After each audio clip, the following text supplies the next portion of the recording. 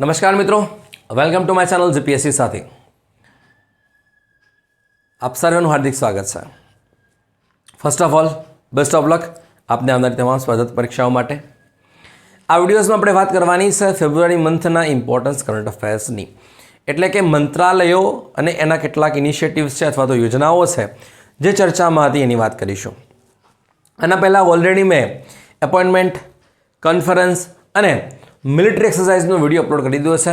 જો ના જોયો હોય તો જોઈ લેજો, ઓકે। અને હા, બાય ડિફોલ્ટ આપને અક્ષર નાના લાગી શકે છે અથવા તો દેખાઈ પણ નહીં શકે, તો યુટ્યુબની અંદર રિઝોલ્યુશન 240 પિક્સેલ હોય છે, તો મારી તમને રિક્વેસ્ટ છે કે 720 કરી દેજો તો આપને વિઝિબિલિટી ક્લિયર થઈ જશે। તો ચલો હવે વધારે સમય ના બગાડીને શરૂઆત કરીએ। તો પહેલો ક્વેશ્ચન છે, ભારત ટેક્સ 2024નું આયોજન ક્યાં થયું હતું? તો એનું આયોજન થાય છે ભારત મંડપમ યાની કે નવી દિલ્હીની અંદર। તો આનું આયોજન કરે છે કપડા મંત્રાલય। તો કપડા મંત્રી કોણ છે? આપણા પિયુષ ગોયલ। તો આપણું જે મંત્રાલય છે કપડા મંત્રાલય એ એક યોજના ચલાવે છે જેનું નામ છે પીએમ મિત્ર યોજના। કઈ યોજના છે? પીએમ મિત્ર, જેના અંતર્ગત ભારતમાં 7 પીએમ મિત્ર પાર્ક બનાવવાના છે। તો યોજનાનું ફૂલ ફોર્મ શું છે? ધ્યાનથી સાંભળો। પ્રધાનમંત્રી mega integrated textile region and apparel. શું નામ છે? પ્રધાનમંત્રી mega integrated textile region and apparel, યાની કે ભારતની અંદર 7 રાજ્યોમાં, રાજ્યોના નામ પણ તમારે ધ્યાન રાખવાના છે અને રાજ્યોમાં ક્યાં બને છે એ પણ તમારે ધ્યાન રાખવાનું છે। તો ચલો શરૂઆત કરીએ। તો પહેલું છે આપણું ગુજરાત। ગુજરાતમાં બનશે નવસારીમાં। ક્યાં બનશે? નવસારીમાં। યુપી લખનઉ, એમપી ધાર, એમએચ યાની કે મહારાષ્ટ્ર અમરાવતી, તેલંગાણા વારાંગલ। હવે ધ્યાન કરો, તમિલનાડુ। જો પૂછાય છે કે ભારતનો પ્રથમ પીએમ મિત્ર પાર્ક ક્યાં બન્યો હતો, તો એ છે તમિલનાડુ વિરુદુનગર, અને પછી બનશે કર્ણાટક કલબુર્ગી, ઓકે। તો ભારતમાં કેટલા પીએમ મિત્ર પાર્ક બનવાના છે? ભારતમાં ટોટલ બનવાના છે 7 પીએમ મિત્ર પાર્ક, જેના અંતર્ગત પ્રથમ બનવાનો છે તમિલનાડુ વિરુદુનગર। તો આના અંદર કોન્સેપ્ટ શું છે હું તમને સમજાવું। તો આપણો જે થોડી ઇતિહાસની વાત કરી લઈએ, અને હા, કેટલાક ક્વેશ્ચનની અંદર આપણે થોડું ડિટેલિંગ સાથે સમજૂતીથી ચર્ચા કરીશું, કેમ કે આપ એક્ઝામનું લેવલ જોતા હશો કે એક્ઝામ્સમાં જે ક્વેશ્ચન છે એ થોડા ડિટેલ સાથે હોય છે। તો એક ઓવરવ્યૂઝ તો આપણે કેટલાક ક્વેશ્ચનમાં લઈશું ફાસ્ટ ફોરવર્ડ, અને કેટલાક ક્વેશ્ચનની અંદર ડિટેલિંગ સાથે લઈશું, તો વિડીયોની સાઇઝ થોડી લાંબી થશે, ઓકે। તો ઇમ્પોર્ટન્સ હશે એવા ક્વેશ્ચનમાં જ ડિટેલિંગ સાથે આપણે વાત કરીશું, અધરવાઇઝ ફાસ્ટ ફોરવર્ડ છે, ઓકે। તો ચલો, તો ઇતિહાસ આપણો આપ વાંચતા હશો તો આપણને ખ્યાલ હશે કે ભારત છે એ સોનાની ચીડિયા હતી। તો ભારતનું જે મરી મસાલા છે, તેજાના છે, મલમલ છે, આપણું જે કાપડ છે, રેશમી કાપડ છે, સુતરાઉ કાપડ છે, આની જે માંગ છે દેશ વિદેશોમાં ખૂબ હતી। ઇવન જે આપણું અમદાવાદ છે એ પૂર્વનું માન્ચેસ્ટર હતું, પણ જ્યારે અલગ અલગ વિદેશી પ્રજાઓ ભારતમાં આવે છે, જેમ કે પહેલાં કોણ આવ્યા હતા? પહેલાં આવે છે પોર્ટુગજ, એના પછી આવે છે ડચ, ડેનિશ, અંગ્રેજો અને ફ્રેન્ચો। આ લોકો ભારતના ઉદ્યોગને રહેસી તહેસી નાખે છે, ઓકે। તો હવે ભારતનો જે કાપડ ઉદ્યોગ છે, યાની કે આપણે અર્થશાસ્ત્રની અંદર વાત કરીએ તો કૃષિ પછી ભારતની અંદર સૌથી વધુ જો રોજગારી આપતું કોઈ ક્ષેત્ર હોય તો એ છે ટેક્સટાઇલ ઉદ્યોગ, ઓકે। તો આપણા મોદીજીનું વિઝન છે, કયું વિઝન છે? તો 5F વિઝન છે। કયું વિઝન છે? 5F વિઝન છે। સમજાવું છું તમને। તો મોદીજી શું કહી રહ્યા છે? Local for vocal, okay. શું કરવાનું છે આપણે? Local for vocal. અને હવે નવો નારો છે લોકલ ફોર ગ્લોબલ, યાની કે આપણું જે લોકલ કાપડ છે, લોકલ કોઈ વસ્તુ છે એને ગ્લોબલ લઈ જવાની છે, એના અંતર્ગત 5F વિઝન છે। તો ચર્ચા કરીએ શું છે। તો 5Fમાં તમારે 5 ધ્યાન રાખવાના છે। તો શું છે સમજીએ, ચલો। તો શું છે? Farm to fibre, fibre to factory, factory to fashion, અને ફેશન ટુ ફોરેન, યાની કે ખેતરમાંથી કોઈ વસ્તુ બનાવીને સીધી ક્યાં કરવાની છે? એક્સપોર્ટ, વિદેશમાં। ત્યાં સુધીની દરેક ફેસિલિટી એ અહીંયા હશે, ક્યાં? પીએમ મિત્ર પાર્કની અંદર। એટલા માટે ખૂબ જ મહત્વનો ક્વેશ્ચન છે, ઓકે। ચલો હવે વાત કરીએ ટેક્સટાઇલની। તો ટેક્સટાઇલની અંદર સિલ્ક ઉદ્યોગ હોય છે। તો ટેક્સટાઇલની ક્વીન કોને કહેવામાં આવે છે, એની કે ક્વીન ઓફ અ ટેક્સટાઇલ, તો એ કહેવાય છે સિલ્ક ઉદ્યોગને. કોને કહેવાય છે? સિલ્ક ઉદ્યોગને. તો ભારતની અંદર સિલ્ક વોર્મ યાની કે રેશમી કીડા પાલન થાય છે. તો કયા કયા છે? તો ધ્યાન રાખજો, મલબેરી, મુગા, એરી અને ટસર. ભારતની અંદર મલબેરી, મુગા, એરી અને ટસર આ જે પ્રકારનું છે રેશમ ઉત્પાદન થાય છે. તો સિલ્ક બોર્ડ ક્યાં છે? સિલ્ક બોર્ડ છે એ બેંગ્લોરમાં છે. ક્યાં છે? બેંગ્લોરમાં.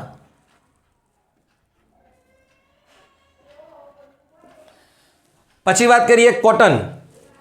તો આપણું જે કોટન છે એ વિદેશમાં કયા બ્રાન્ડથી વેચવાનું છે? એ વેચવાનું છે કસ્તુરી કોટનના બ્રાન્ડથી. કયા નામથી? કસ્તુરી કોટન. યાની કે આપણે જે કંઈ કોટન વેચશું એની એક બ્રાન્ડ લોગો બનાવી દીધો છે આપણા જે કપડાં મંત્રાલય, એ છે કસ્તુરી કોટન.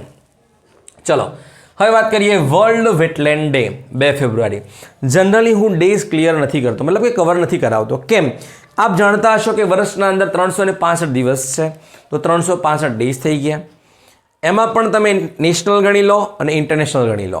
નેશનલ બીજા 200 હશે એટલે કે 500 ડેઝ.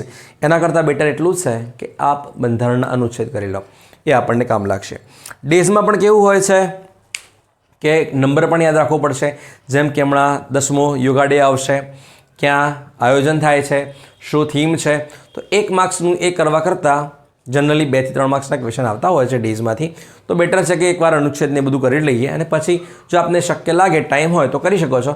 બાકી આપની ઈચ્છા જો આપને ફાવતું હોય તો કરી શકો છો, મારી ના નથી. ઓકે, તો ચલો વાત કરીએ વર્લ્ડ વેટલેન્ડ ડે. તો 2 ફેબ્રુઆરી 1971નો એ દિવસ. તો ઈરાનનું શહેર છે રામસર. કયું છે? રામસર. ત્યાં દુનિયાના લીડર્સ ભેગા થાય છે અને નક્કી કરે છે કે આપણે આપણી આર્દ્રભૂમિને બચાવવી છે, યાની કે વેટલેન્ડને બચાવવાના છે, વેટલેન્ડનું સંરક્ષણ કરવાનું છે. એટલા માટે મીટ મળી હતી. ત્યારથી નક્કી કરવામાં આવે છે કે 2 ફેબ્રુઆરીનો જે દિવસ છે એ મનાવવામાં આવશે વર્લ્ડ વેટલેન્ડ ડે. ધ્યાન રાખજો, 1971. કઈ જગ્યાએ? Ramsar convention. ક્યાં યોજાયું હતું? ઈરાનની અંદર. જે ઇલેક્શન યોજાવાના છે હવે. તો ચલો હવે પ્રશ્ન એ છે કે ભારતે રેટિફાઈ ક્યારે કર્યું? વર્લ્ડ વેટલેન્ડ ડેને ભારતે રેટિફાઈ કર્યું છે 1982માં. ક્યારે કર્યું છે? 1982માં. તો થીમ શું હતી આ વર્ષની? Wetland for human wellbeings. શું થીમ છે? Wetland for human wellbeings. તો ભારતમાં રામસર સાઇટ્સ. આ પ્રશ્ન એટલા માટે મેં કવર કર્યો છે કે આપણા જે ministry of environment, forest and climate change મંત્રી છે ભૂપેન્દ્ર યાદવ, એમને જે વર્લ્ડ વેટલેન્ડ ડેની ઉજવણી કરી હતી મધ્યપ્રદેશના શિરપુર વેટલેન્ડ ખાતે, અને ભારતમાં 75 રામસર સાઇટ હતી અને 5 નવી એડ થાય છે, એટલા માટે મેં ઇન્ક્લુડ કર્યો છે. તો પહેલાં કેટલી હતી? 75. બીજી 5 એડ થઈ છે. કઈ કઈ છે આ તમારે ધ્યાન રાખવાની છે. 75 રાખી શકો તો રાખી લેજો, બરાબર છે, અને 5 તો તમારે ફરજિયાત રાખવાની જ છે. આના પછી થાય તો આ ભૂલી જજો, નેક્સ્ટ કરી લેજો. ઓકે, તો ચલો કઈ છે 5? તો 3 કર્ણાટકમાં છે અને 2 તમિલનાડુમાં છે. કર્ણાટકની કઈ કઈ છે? મગાડી કેરે, અંકશમુદ્રા અને અગાનીશીની. મગાડી કેરે, અંકશમુદ્રા અને અગાનીશીની. તમિલનાડુની 2 છે, એમાં તમારે ખાલી કે રાખવાનું છે. કરૈવૈટી, કરૈવૈટી અને લોંગવુડ શોલા. ક્લિયર છે એટલે સુધી?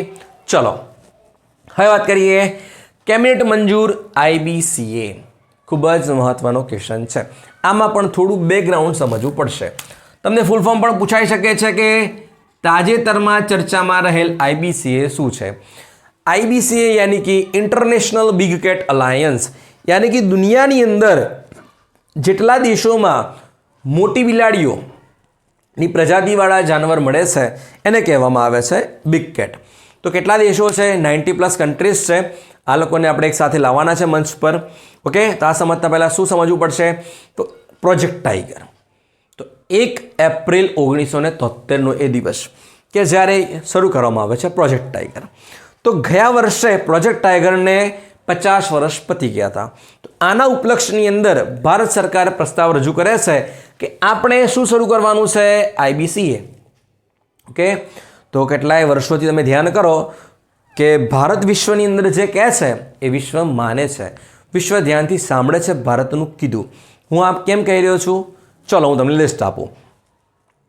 તો ઇન્ટરનેશનલ સોલર અલાયન્સ ભારતની જ તરફેણ છે. એનું હેડક્વાર્ટર ગુરુગ્રામ હરિયાણાની અંદર. કોએલિશન ફોર ડિઝાસ્ટર રિઝિલિયન્ટ ઇન્ફ્રાસ્ટ્રક્ચર, જ્યારે કોઈ પણ આપદા આવે છે ત્યારે આપણે બનીને કામ કરવાનું છે, એનું પણ હેડક્વાર્ટર બનશે ભારતની અંદર. ઇન્ટરનેશનલ યર ઓફ મિલેટ 2023, પણ ભારતમાં 2018. કોણે કીધું? ભારતે. ઇન્ટરનેશનલ યર ઓફ યોગા ભારતની દેન છે. પછી global centre for traditional medicine, એ પણ ભારતની દેન છે, જે જામનગરમાં એસ્ટાબ્લિશ કરવાની છે. અને even fourth industrial revolution centre બનવાનું છે, એ બનાવવાનું છે વર્લ્ડ ઇકોનોમિક ફોરમ હૈદરાબાદની અંદર. એ આપણે માર્ચમાં કવર કરીશું. ઓકે, તો ચલો પાછા આવી જઈએ. તો ખ્યાલ આવી ગયો તમને? તો IBCAનું જે હેડક્વાર્ટર છે એ ક્યાં બનવાનું છે? એ બનશે ભારતમાં. ક્યાં બનશે? ભારતમાં. એટલે ખૂબ જ ઇમ્પોર્ટન્ટ ક્વેશ્ચન છે કે IBCA ચર્ચામાં છે તો એનું હેડક્વાર્ટર ક્યાં બનશે? ભારતમાં. તો હવે આપણે IBCAની વાત કરી રહ્યા છીએ. તો આ જે બિગ કેટ છે એમાં કેટલી લઈશું? આમાં 7 આવે છે. કેટલી આવે છે? 7. 7 નામ તમારે ધ્યાન રાખવાના છે. ધ્યાન રાખો કયા કયા છે. એક તો ટાઈગર લઈ લો, number 1. Tiger, lion, leopard, snow leopard. હવે આ જે 4 છે એ ભારતમાં મળે છે, પણ બીજી 3 છે એ 3 ભારતમાં નહોતી. કઈ કઈ છે? પુમા, જેગુઆર અને cheetah. I repeat, tiger, lion, leopard, snow leopard, 4 ભારતમાં છે, પણ પાછળની 3 ભારતમાં નહોતી. પુમા, જેગુઆર અને ચીતા. તો પુમા, જેગુઆર છે એ હજુ સુધી ભારતમાં નથી, પણ ચીતા આપણે ઇન્ટ્રોડ્યુસ કરી દીધા છે, જે લાવ્યા છીએ સાઉથ આફ્રિકાથી અને નામિબિયાથી. તો પ્રશ્ન પૂછાય કે ભારતની અંદર કુલ કેટલી પ્રજાતિઓ છે, એટલે કે જૈવ પ્રજાતિઓ છે. એ છે 81,251. આપ એસએસમાં વાંચતા હશો. ઓકે, તો ગુજરાતના જંગલોમાંથી કોનો નાશ થઈ ગયો છે? તો જવાબ આવશે વાઘ. ભારતના જંગલોમાંથી કોનો નાશ થઈ ગયો છે? તો એનો જવાબ છે ચિત્તા. પણ ઓલરેડી ઇન્વોલ્વ થઈ ગયા છે, મતલબ કે આવી ગયા છે. ક્યાં આવ્યા છે? મધ્યપ્રદેશના કુનો નેશનલ પાર્કની અંદર. પછી વાત કરીએ ministry of coal, Prahlad Joshi. Coal gasification લક્ષ્ય, એટલે કે કોલસાનું ગેસિફિકેશન કરવાનું છે. કેટલા? તો એ કરવામાં આવશે 100 million ton. 100 million ton coal gasification કરવાનું છે 2030 સુધી. આ લક્ષ્ય રાખ્યું છે, ધ્યાન રાખજો. લક્ષ્ય પણ પૂછાતા હોય છે. હવે વાત કરીએ ખૂબ જ important question, lithium exploration and mining agreement. તો કયા દેશ જોડે આપણે કર્યો છે? આપ જાણતા જ હશો કે ભારતની ઘણી બધી પ્રાઇવેટ કંપનીઓ છે એ બીજા દેશની અંદર એક્સપ્લોરેશન કરે છે માઇનિંગ માટે. પણ આવું પ્રથમવાર બન્યું છે કે ભારતની કોઈ સરકારી કંપની હોય જે બીજા દેશમાં લિથિયમનું એક્સપ્લોરેશન કરશે. તો એ દેશ કયો છે? એ દેશ છે લિયોનલ મેસીનો. કયો છે? Lionel Massey. તો આઈડિયા આવી ગયો? તો એ દેશ છે આર્જેન્ટિના. કયો છે? Argentina. Okay, best FIFA player. આ રીતે પણ યાદ રાખી શકો છો. તો હવે પ્રશ્ન એ છે કે લિથિયમ જોડે જ કેમ આમ કર્યું? મતલબ કે આર્જેન્ટિના જોડે જ કેમ આમ કર્યું? તો દુનિયાની અંદર 3 દેશો એવા છે જેને કહેવાય છે લિથિયમ ટ્રાયેંગલ. આઈ રિપીટ, દુનિયાની અંદર 3 દેશો એવા છે જેને કહેવાય છે લિથિયમ ટ્રાયેંગલ. તો કયા કયા છે? ધ્યાન રાખો. નંબર 1 છે આર્જેન્ટિના, બોલી ગયો. બીજા નંબરમાં આવશે બોલિવિયા. કયો આવશે? બોલિવિયા. અને ત્રીજા નંબરમાં આવશે, એને કહેવાય છે ચીલે.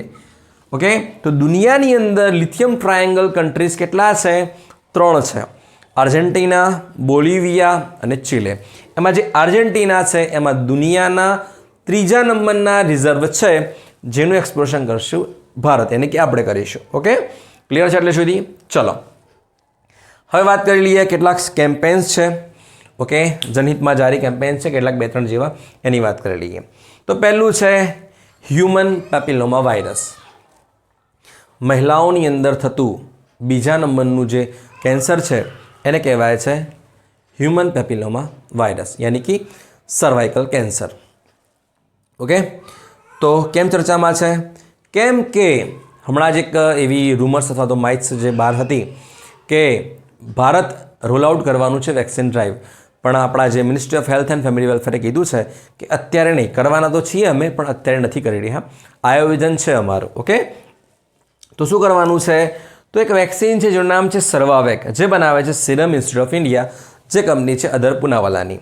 ઓકે, તો એ વેક્સિનેશન ડ્રાઈવ કરવાનું છે. કોના માટે? મહિલાઓ માટે. પણ મહિલાઓમાં પણ વર્ગ ધ્યાન રાખવાનો છે તમારે. 9 થી 14 વર્ષની જે બાળકી છે અથવા તો જે છોકરીઓ છે એમના માટે છે. ઓકે, સર્વાઇકલ કેન્સર માટેનું જે અવેરનેસ પ્રોગ્રામ છે એ છે.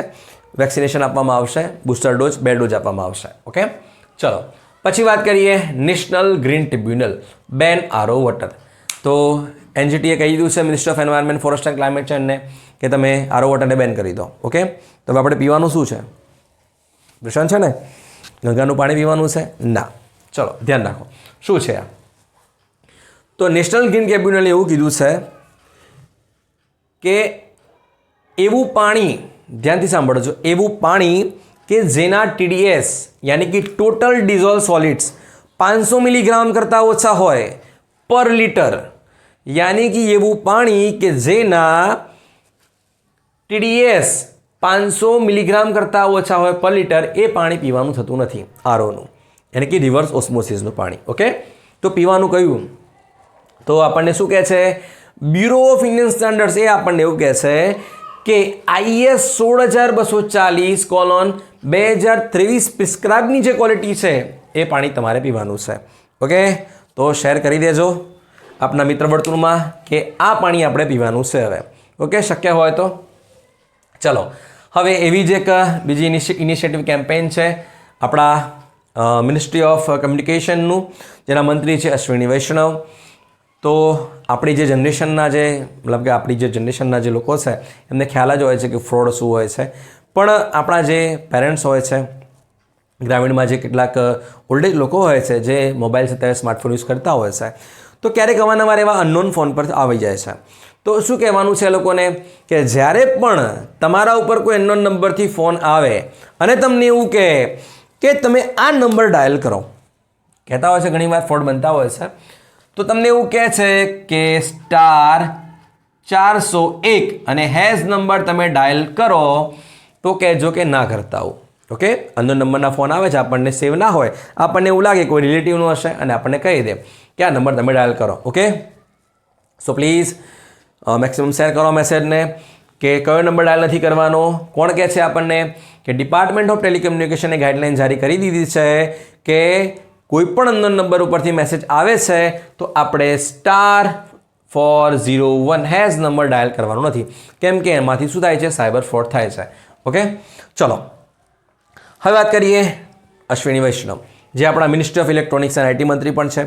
એમણે હમણાં જ સેમિકન્ડક્ટર યુનિટ યાની કે ફેબ ભારતમાં 3 સ્થાપવાના છે, એના એનાઉન્સમેન્ટ કરી દીધા છે. તો કઈ જગ્યાએ સ્થાપવાના છે? તો લકી આપણું રાજ્ય છે ગુજરાત, એમાં 2 કઈ જગ્યાએ? નંબર 1 ધોલેરા, બીજા નંબરમાં સાણંદ, અને ત્રીજા નંબરમાં કરવાનું છે મોરીગાંવ. કયું ગાંવ છે? મોરીગાંવ. ક્યાં છે મોરીગાંવ? ચલો એક ક્લુ આપું તમને. મોરીગાંવ છે એ નોર્થ ઇસ્ટમાં છે. ચલો નોર્થ ઇસ્ટમાં ક્યાં છે? આ એ જ રાજ્ય છે જે ઉત્તરાખંડ પછી બીજું રાજ્ય બનશે કદાચ કે જે યુનિફોર્મ સિવિલ કોડ લાગુ કરી શકે છે. કોઈ આઈડિયા? ચલો, એના મુખ્યમંત્રી છે હેમંત બિશ્વ શર્મા, યાની કે આસામ. કયું રાજ્ય છે? Assam. One of the most important question છે કે ભારતમાં 3 સેમિકન્ડક્ટર યુનિટ કઈ જગ્યાએ લાગવાના છે? ધોલેરા, સાણંદ અને મોરીગાંવ આસામની અંદર. ચલો નેક્સ્ટ વાત કરીએ અમૃત ભારત સ્ટેશન યોજના. તો અશ્વિની વૈષ્ણવ છે એ આપણા રેલ મંત્રી પણ છે. હમણાં જ મોદીજીએ 500+ રેલવેઝનું ઇનોગ્રેશન કર્યું છે અથવા તો આ યોજના અંતર્ગત સામેલ કર્યા છે, જેમનું કાયાકલ્પ કરવામાં આવશે, યાની કે વાઈફાઈ કરવામાં આવશે, સેનિટેશન ઉપર ધ્યાન રાખવામાં આવશે, બીજું ઘણું બધું કરવામાં આવશે. તો અમૃત ભારત સ્ટેશન યોજના અંતર્ગત કુલ કેટલા રેલવે સ્ટેશનની કાયાકલ્પ કરવામાં આવશે? તો એ ધ્યાન રાખજો, કરવામાં આવશે 1275. કેટલા કરવામાં આવશે? 1275. શું આ સાચું કહી રહ્યો છું? ના. ઓકે, આ PIBમાં જોશો તો આપણને આ જ આંકડો મળશે. મે બી કદાચ વિકિપીડિયામાં પણ આ જ આંકડો છે, મેં જોયું છે. ઓકે, તો અમૃત ભારત સ્ટેશન યોજના અંતર્ગત ભારતની અંદર ટોટલ 1318 રેલવે સ્ટેશનની કાયાકલ્પ કરવાની છે. One of the most important question છે, ધ્યાન રાખજો, પૂછાશે. ચલો, દુનિયાની સૌથી મોટી અનાજ ભંડારણ યોજના યાની કે world's largest grain storage facility ભારતની અંદર બનાવવામાં આવશે. આનું હું તમને થોડું બેકગ્રાઉન્ડ કહું કે 1-1.5 વર્ષ પહેલાં એક મુદ્દો છે જે ચર્ચામાં હતો, બ્લેક સી ગ્રેઇન ઇનિશિયેટિવ્સ. તો શું છે આ સમજીએ. તો 2019માં કોવિડ આવે છે, દુનિયાની અર્થવ્યવસ્થા ચરમરાઈ ગઈ હતી, એટલે કે બધું ટ્રાન્સપોર્ટેશન ડાઉન, ઇકોનોમિકલ બધું ડાઉન છે. એના પછી રશિયા અને યુક્રેન યુદ્ધ થાય છે. તો યુક્રેન છે એક એક્સપોર્ટર છે, ગ્રેઇન્સનો મોટામાં મોટો છે. તો રશિયા શું કરે છે, યુક્રેનનું જે એક પોર્ટ છે જેને કહેવાય છે ઓડિશા પોર્ટ. કયું પોર્ટ છે? ઓડિશા પોર્ટ. આપણું ઓડિશા નહીં, યુક્રેનનું પોર્ટ છે. તો ત્યાંથી જે કંઈ પણ કાળા સમુદ્રની અંદર, બ્લેક સી, ધ્યાન રાખજો, કાળા સમુદ્રમાં છે આ, મતલબ કે રશિયાની અંદર છે ઓડિશા પોર્ટ. તો રશિયા એવું કહે છે કે ઓડિશા પોર્ટ પરથી દુનિયામાં જતા જેટલા પણ ગ્રેઇન્સનો જે જથ્થો છે અમે નહીં જવા દઈએ. યાની કે સંયુક્ત રાષ્ટ્રના મહાસચિવ છે, પછી FAOના જે મહાસચિવ હોય છે, વર્લ્ડ ફૂડ પ્રોગ્રામના પેલા સભ્ય હોય છે, બધા જાય છે, મંત્રણા કરે છે અને છેલ્લે ડીલ ફાઇનલ થાય છે, જેને કહેવાય છે બ્લેક સી ગ્રેઇન ઇનિશિયેટિવ. યાની કે પુતિનને મનાવવામાં આવે છે કે ભાઈ માની જાઓ ને, બરાબર છે, શું કામ દુનિયાને ભૂખમરીમાં ધકેલો છો, બરાબર છે, પોતાના સ્વાદ ખાતર. પછી પુતિન માની જાય છે. ઓકે, તો હવે માની લો કે ભવિષ્યમાં કોઈ આવી આફત આવી જાય છે દુનિયાની અંદર, અથવા તો આપણા દેશ પર આવી જાય, તો શું આપણી જોડે એની પૂર્વ તૈયારી હોવી જોઈએ? આપણને શીખવા મળી ગયું.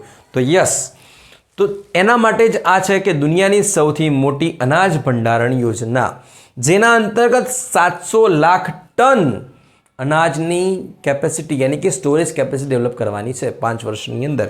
તો આનું નોડલ મંત્રાલય કયું છે? આનું નોડલ મંત્રાલય છે મિનિસ્ટ્રી ઓફ કોઓપરેશન યાની કે સહકારિતા મંત્રાલય, જેના મંત્રી છે અમિત શાહ, જે આપણા ગૃહમંત્રી પણ છે.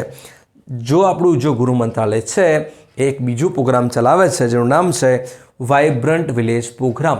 યાની કે ભારતના જે ચીન સાથેલા અડેલા જે રાજ્યો છે એમાં જે ગામ છે એ લોકોનો વિકાસ કરવાનો છે.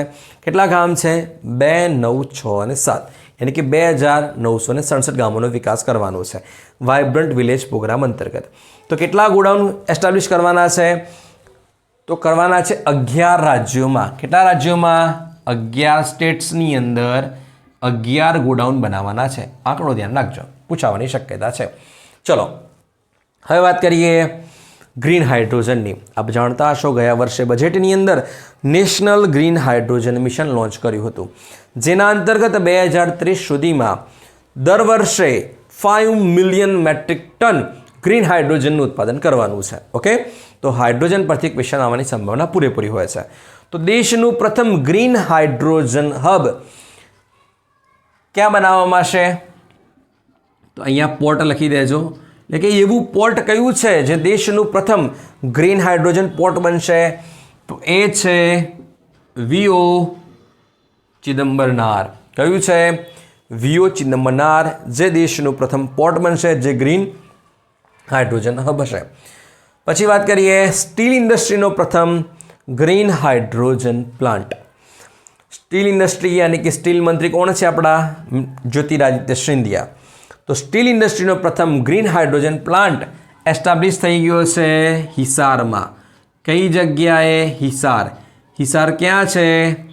હરિયાણામાં. ઓકે, જ્યાં મનોહરલાલ ખટ્ટરે રાજીનામું આપી દીધું છે, નવા મુખ્યમંત્રી આવ્યા છે, જે આપણે માર્ચમાં કવર કરીશું.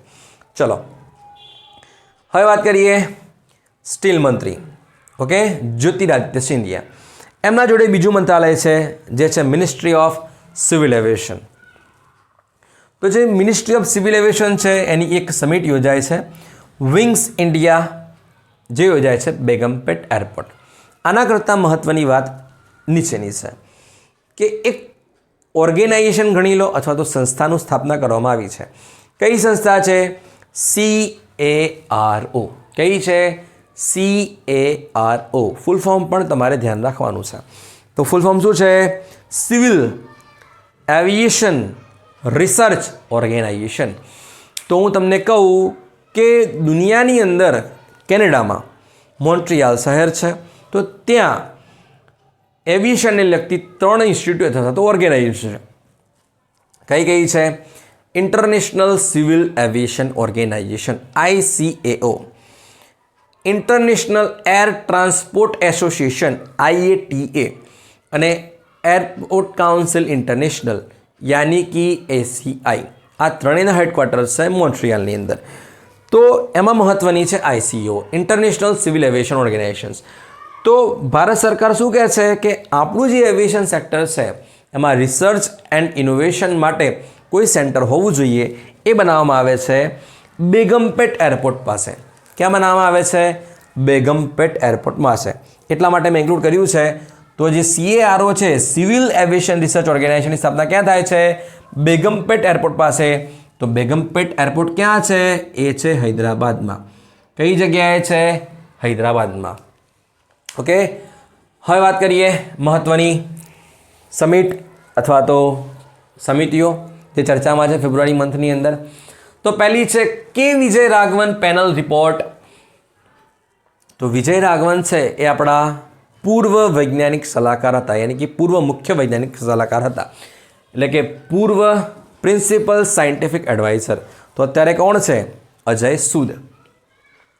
તો આ સમિતિ બનાવવામાં આવી હતી. કેમ બનાવવામાં આવી? તેનું મકસદ શું છે, યાની કે એમ શું છે? એમ છે રિવ્યૂ ધ ફંક્શનિંગ ઓફ. કોઈ સંસ્થા છે જેના ફંક્શનિંગના રિવ્યૂ માટે છે આ. તો ચલો ક્લુ આપું તમને. આ સંસ્થા છે એના ચેરમેન છે સમીર કામત. કોણ છે? સમીર કામત. ખ્યાલ આવી ગયો આપને હવે? તો આ સંસ્થા છે DRDO. કઈ છે? DRDO, defence research and development organisation. તો મુદ્દો શું છે સમજીએ આપણે. તો ભારત સરકાર DRDOનું એવું કહે છે કે જે રીતે ISRO કામ કરે છે, ઇન્ડિયન સ્પેસ રિસર્ચ ઓર્ગેનાઇઝેશન્સ, જેના અધ્યક્ષ છે S સોમનાથ, જેમણે હમણાં જ કેન્સર છે એ વાત કરી છે અમને. જે દિવસે આદિત્ય L1 લોન્ચ કર્યું હતું એ દિવસે એમને એક જાણ થઈ. ખૂબ જ દુઃખદ ઘટના છે, મતલબ દુઃખદ વાત છે આ. ઓકે, લડી રહ્યા છે, ઝઝૂમી રહ્યા છે. આઈ હોપ કે નવા કીર્તિમાન હાંસલ કરશે હવે સાજા થઈને. ચલો, તો ભારત સરકાર કહે છે DRDOનું એવું કે જે રીતે ISRO ઓછા ખર્ચાની અંદર એનું જે પરફોર્મન્સ છે ટુ ધ બેસ્ટ હોય છે, તો આપ પણ એવું કેમ ના કરી શકો? તો આવું કેમ કીધું ભારત સરકાર ડાયરેક્ટ જ? શું લાગ્યું ભારત સરકારને?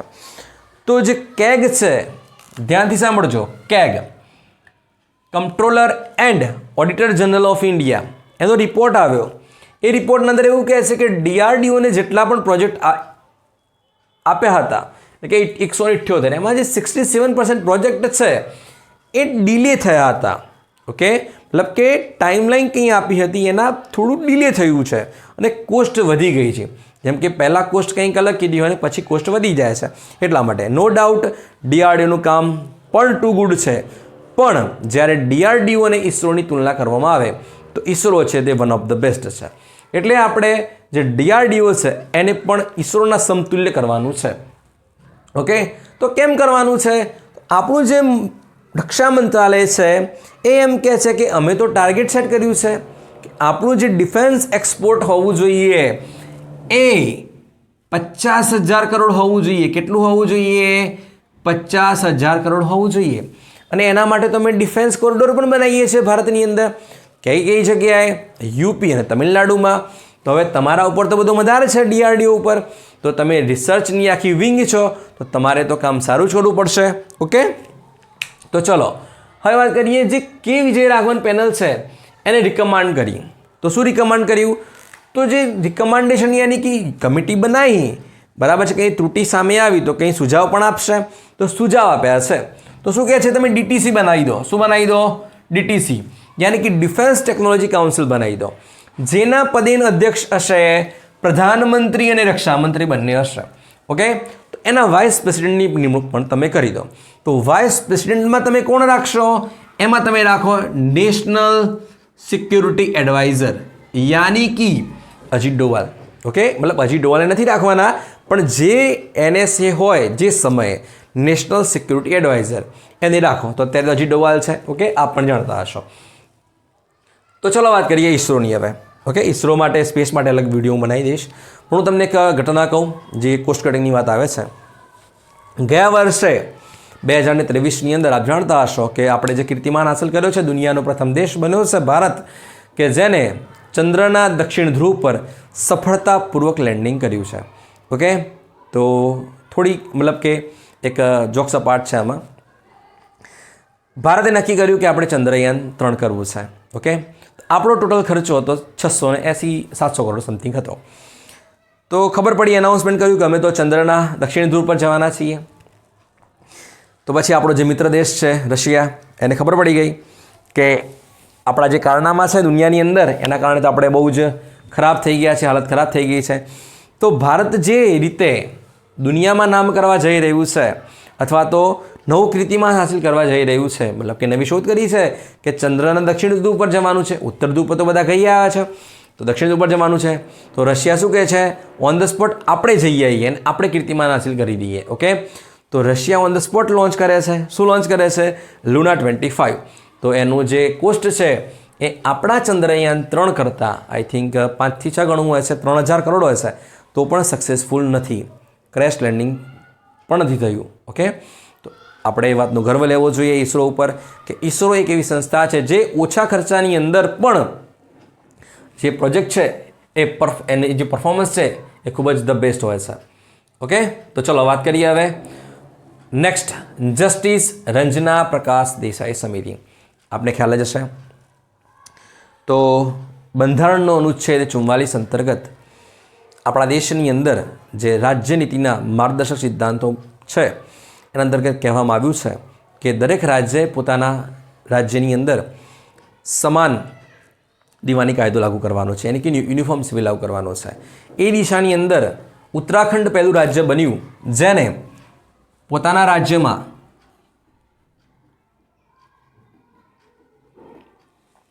UCC લાગુ કર્યું છે. ઓકે, પુષ્કરસિંહ ધામી તેના મુખ્યમંત્રી છે. તો જે આ UCC લાગુ કર્યું છે એનો જે ડ્રાફ્ટ છે એ જે બનાવ્યો હતો એ કમિટી કોણ છે? એ કમિટી છે રંजना પ્રકાશ દેસાઈ સમિતિ. યાની કે જે આ પોલિસી તૈયાર થઈ છે, ડ્રાફ્ટ તૈયાર થયો છે એ આમને કરી છે. ઓકે, તો શું છે? તો એમનું કહેવું છે, પુષ્કરસિંહ ધામીનું અથવા તો આ જે ડ્રાફ્ટ કમિટી છે એમનું કહેવું છે કે જે UCC છે એ જે રાજ્યના છે નાગરિકો છે એમના ધાર્મિક સ્વતંત્રતા અંતર્ગત કોઈપણ જાતનું છેડછાડ કરશે નહીં. તો શેના માટે છે? તો સમજો તમે આ હિન્દુ સિવિલ લો, એટલે કે જે હિન્દુ સિવિલ લો છે, જ્યારે આપણે હિન્દુ શબ્દ બોલીએ છીએ ત્યારે બંધારણના અનુચ્છેદ 25(2) અંતર્ગત એમાં હિન્દુ, શીખ, બૌદ્ધ અને જૈનનો પણ સમાવેશ થાય છે. તો આ આપણા માટે અલગ અલગ કાયદા છે, મતલબ કે આપણો અલગ એક લો છે. બરાબર છે, મતલબ કે બહુપત્ની પ્રથા છે, લગ્નની ઉંમર નક્કી કરેલી છે. પણ મુસ્લિમ્સ, પારસી અને ઈસાઈ આમાં લગ્નની જે કોઈ ફિક્સ એજ હોય એ નથી હોતી. તો ક્યારેક દત્તક લેવાની વાત હોય છોકરું, એ પણ નથી લઈ શકતા. ટ્રિપલ તલાક આપ જાણતા જ હશો. તો આવી ઘણી એવી બાબત છે. બીજા નંબરમાં છે સંપત્તિનો અધિકાર, યાની કે જેટલો રાઇટ્સ પુરુષને મળે છે પિતૃક સંપત્તિમાં એટલો જ રાઇટ્સ મહિલાઓને પણ મળવો જોઈએ. લગ્નની ઉંમર પણ સમાન હોવી જોઈએ અને લગ્નનું રજિસ્ટ્રેશન પણ હોવું જોઈએ. અને બીજી મહત્ત્વની વાત એ છે કે જો જ્યાં UCC લાગુ થાય છે ત્યાં જો આપ લિવિનમાં રહેતા હોય તો આપના માતા પિતાને પણ જાણ હોવી જોઈએ. આ એની જોગવાઈ છે આટલી. ઓકે, આઈ હોપ કે તમને ખ્યાલ આવી ગયો હશે કે જસ્ટિસ રંजना પ્રકાશ દેસાઈ સમિતિ અંતર્ગત ઉત્તરાખંડ દેશનું પ્રથમ રાજ્ય બને છે જે પોતાના રાજ્યની અંદર UCC લાગુ કરે છે. નેક્સ્ટ આવશે આસામમાં, મે બી આવી શકે છે ટૂંક સમયની અંદર. ચલો હવે વાત કરીએ દુનિયાની પ્રથમ વૈદિક ઘડિયાળ જેનું નામ છે વિક્રમાદિત્ય. શું નામ છે? મહાન સમ્રાટ અથવા મહાન રાજા વિક્રમાદિત્યના નામ પરથી રાખવામાં આવ્યું છે.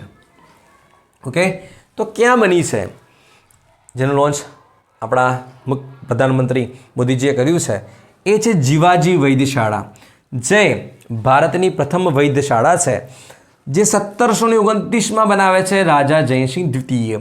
કઈ જગ્યાએ? મહાકાલ લોક, ઉજ્જૈન. ઓકે, શિવની નગરી.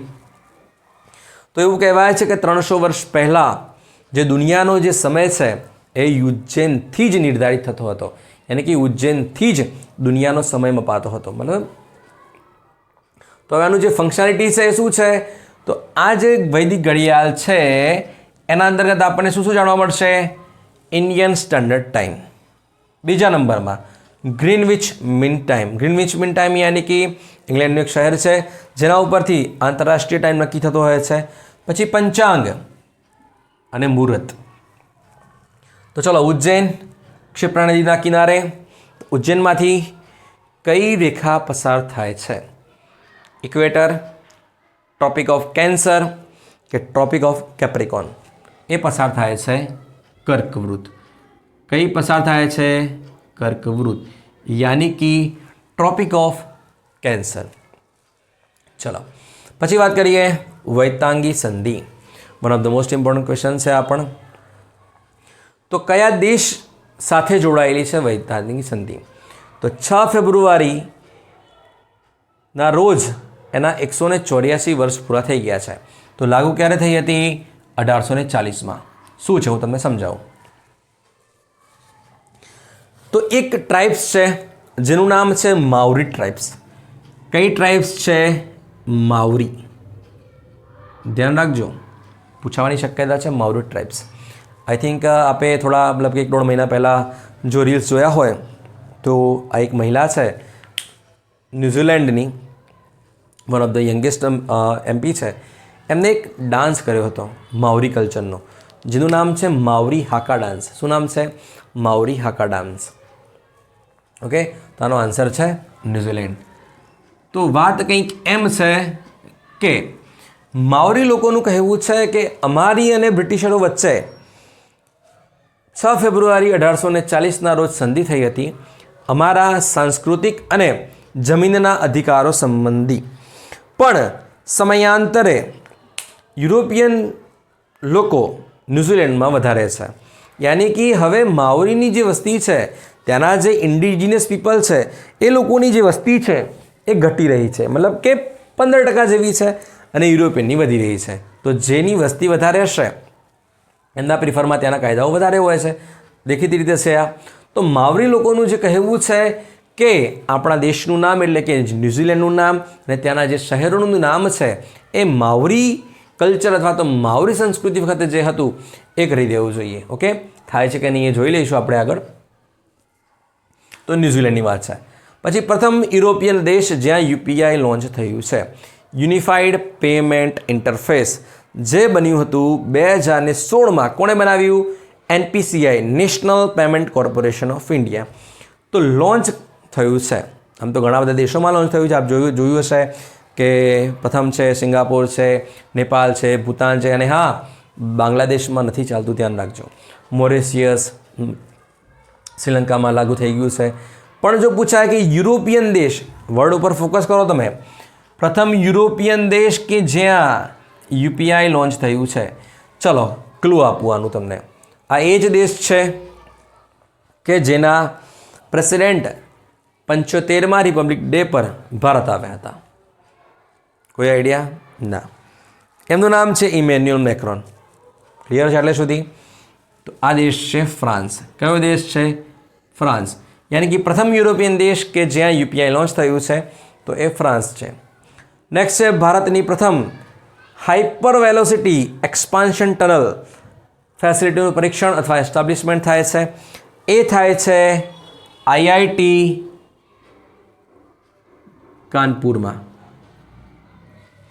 શું નામ છે એનું? S2. ગેલેક્સી S2 નહીં, ધ્યાન રાખજો. S2 છે, ખાલી S2 છે. ચલો પછી વાત કરીએ ફર્સ્ટ સ્કિલ ઇન્ડિયા સેન્ટર.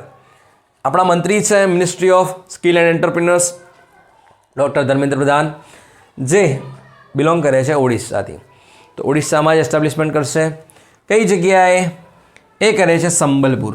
કઈ જગ્યાએ કરે છે? સંબલપુર, યાની કે ઓડિશામાં છે. તો પ્રથમ ભારતની સ્પોર્ટ્સ યુનિવર્સિટી ક્યાં બનવાની છે? એ બનવાની છે ઇમ્ફાલમાં. ક્યાં બનવાની છે? ઇમ્ફાલ, યાની કે મણિપુરમાં. ઓકે, ક્લિયર છે એટલે સુધી? તો આ હતા ફેબ્રુઆરીના જે કેટલાક મંત્રાલયોના જે ઇનિશિયેટિવ્સ છે એ. આઈ હોપ કે કંઈ બાકી નથી. ઓકે, ચલો. અને હા, વિડીયો આપને જો પસંદ આવે તો લાઈક કરજો, આપના તૈયારી કરતા મિત્રો સાથે શેર કરજો.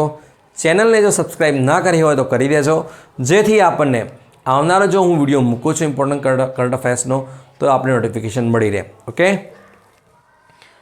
તો શેર કરવાનું ભૂલતા નહીં. તો મળીએ છીએ નેક્સ્ટ વિડીયોમાં.